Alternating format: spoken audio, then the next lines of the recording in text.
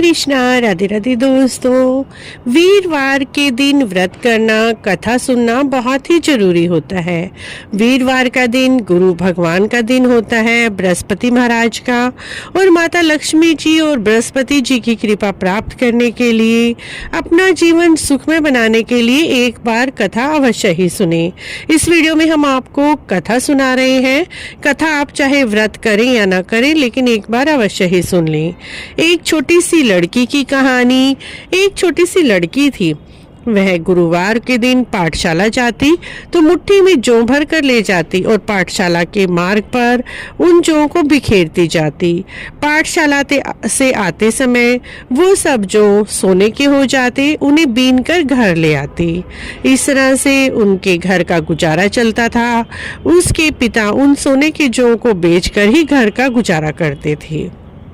एक दिन वह लड़की सोने के जौ सूप में फटक कर साफ कर रही थी। तब उसके पिता ने कहा, सोने के जौ साफ करने के लिए सोने का सूप होना चाहिए।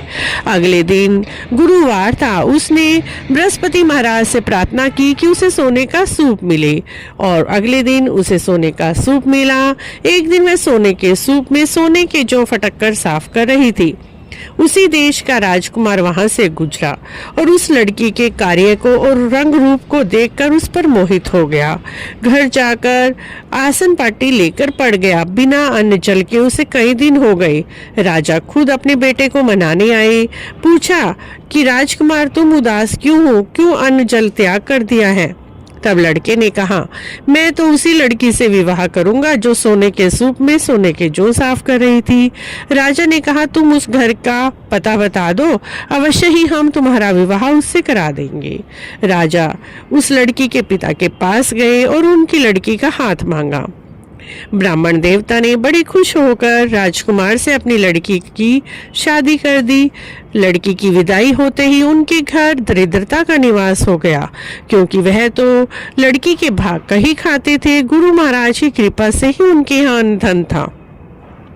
काफी दुखी होकर पिता अपनी पुत्री के घर गए और अपनी दयनीय दशा बताई। पिता की दयनीय दशा देखकर पुत्री ने अपने पिता को बहुत सारा धन दिया और कहा, पिताजी माताजी को कहा करें, गुरुवार के दिन नहा धोकर स्वच्छ वस्त्र पहनकर गुरुवार की कथा अवश्य ही सुने और व्रत करें, जिससे आपके घर में भी अन्न धन की कभी कमी नहीं होगी। पिता पुत्री द्वारा कही बातें अपनी पत्नी को बताने लगा, लेकिन पत्नी की बुद्धि में कुछ न आए। उसने तो सुबह उठकर खाना खा लिया, ना कोई कथा करी, ना ही पाठ पूजा की। अब फिर से थोड़े दिनों में उनके घर धन खत्म हो गया। दोबारा पिता पुत्री के पास गए। तब पुत्री ने कहा, पिताजी आप मेरी माताजी को यहीं ले आए और मैं अपनी माँ को खुद ही समझा दूंगी। तब पिता उसकी माँ को लेकर पुत्री के घर गए।